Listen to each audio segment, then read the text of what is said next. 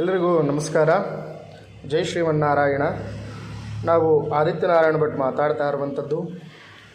ವಿಶೇಷವಾಗಿ ಯಾರೆಲ್ಲರೂ ಸಹ ಈ ದಿವಸ ಈ ವಿಡಿಯೋ ನೋಡ್ತಾ ಇದ್ದೀರಾ, ಎಲ್ಲರೂ ಸಹ ಈ ನಮ್ಮ ಚಾನಲ್ ಅನನ್ಯ ಮಂದಿರ ಚಾನಲನ್ನು ಸಬ್ಸ್ಕ್ರೈಬ್ ಮಾಡಿಕೊಳ್ಳಿ. ಇದೇ ರೀತಿ ಭಗವತ್ ಸೇವೆ ವಿಚಾರಗಳನ್ನು ಎಲ್ಲರಿಗೂ ಸಹ ತಿಳಿಸ್ತಾ ಇರ್ತೀವಿ. ಈ ವಿಡಿಯೋ ವಿಶೇಷ ಏನಪ್ಪ ಅಂತ ಹೇಳಿದ್ರೆ, ಆಯುಧ ಪೂಜೆ ಮತ್ತು ವಿಜಯದಶಮಿ ಪ್ರಯುಕ್ತವಾಗಿ ವಾಹನ ಪೂಜೆಯನ್ನು ಯಾವತ್ತು ಮಾಡ್ಕೋಬಹುದು ಮತ್ತು ಯಾವ ರೀತಿ ಮಾಡ್ಬೋದು, ಯಾವ ಸಮಯದಲ್ಲಿ ಮಾಡ್ಬೋದು ಅನ್ನುವಂಥದ್ದನ್ನು ತಿಳಿಸುವಂಥ ಪ್ರಯತ್ನ. ವಿಶೇಷವಾಗಿ 1ನೇ ತಾರೀಕು 10ನೇ ತಿಂಗಳು 2025 ಬುಧವಾರ ಮಹಾನವಮಿ ಅಂದರೆ ಆಯುಧ ಪೂಜೆ ಇರುವಂಥದ್ದು.